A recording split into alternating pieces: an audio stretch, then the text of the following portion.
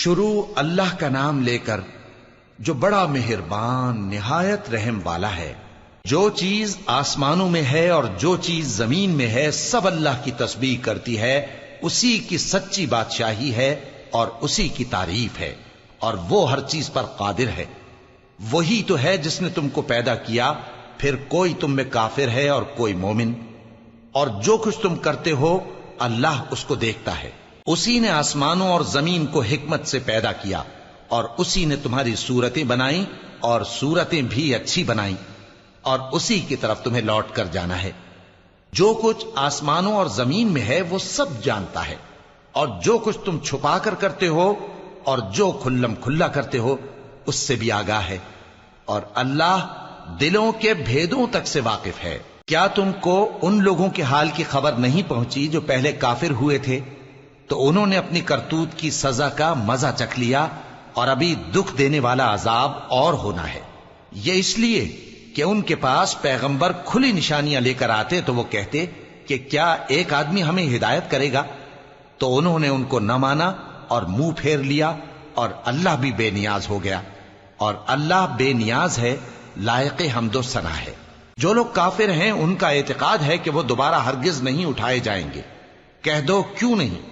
میرے پروردگار کی قسم تم ضرور اٹھائے جاؤ گے، پھر جو کام تم کرتے رہے ہو وہ تمہیں بتائے جائیں گے، اور یہ بات اللہ کو آسان ہے۔ تو اللہ پر اور اس کے رسول صلی اللہ علیہ وآلہ وسلم پر اور اس نور یعنی قرآن پر جو ہم نے نازل فرمایا ہے ایمان لاؤ، اور اللہ تمہارے سب اعمال سے خبردار ہے۔ جس دن وہ تم کو اکٹھا کرے گا یعنی حشر کے دن، وہ نقصان اٹھانے کا دن ہے، اور جو شخص اللہ پر ایمان لائے اور نیک عمل کرے وہ اس سے اس کی برائیاں دور کر دے گا، اور جنت کے باغوں میں جن کے نیچے نہریں بہ رہی ہیں داخل کرے گا۔ وہ ہمیشہ ہمیشہ ان میں رہیں گے، یہی بڑی کامیابی ہے۔ اور جنہوں نے کفر کیا اور ہماری آیتوں کو جھٹلایا وہی اہل دوزخ ہیں کہ ہمیشہ اس میں رہیں گے، اور وہ بری جگہ ہے۔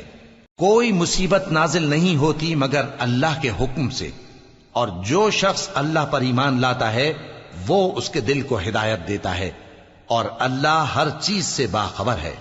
اور اللہ کی اطاعت کرو اور اس کے رسول کی اطاعت کرو، پس اگر تم منہ پھیر لوگے تو ہمارے پیغمبر کے ذمے تو صرف پیغام کا کھول کھول کر پہنچا دینا ہے۔